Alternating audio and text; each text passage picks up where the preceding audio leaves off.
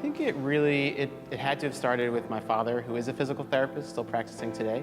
His influence introduced me to the profession from the beginning. And I didn't know the whole medical side of things when I was growing up, but I did know of the stories that he shared basically around the dinner table. And it was a few things. I knew he worked with people, he had a good time, they got better, and they kind of accomplished their goals. So I always had a positive outlook from the start.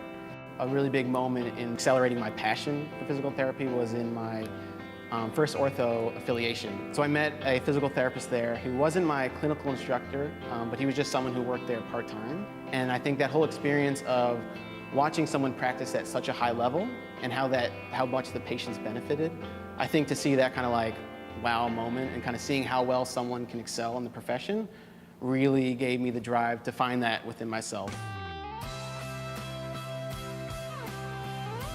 I think you have to just keep on learning, because if you just stay in one spot, you definitely won't get the benefit of seeing how much things change. So even in my short time, practicing, I've, several times had those wow moments where it changed the way I practice. So I'm just always looking for the new thing, always looking at new research and trying to improve what you're doing is such an important part of the profession, especially when there is new research and the current thought of and understanding of the way things are done is always changing. It's very important not to be complacent and to always stay on the edge because you can always learn more. I think what's unique about Spear and what drew me to the company early on, which was about 3 or so years ago, was just they're really committed towards improving what they do.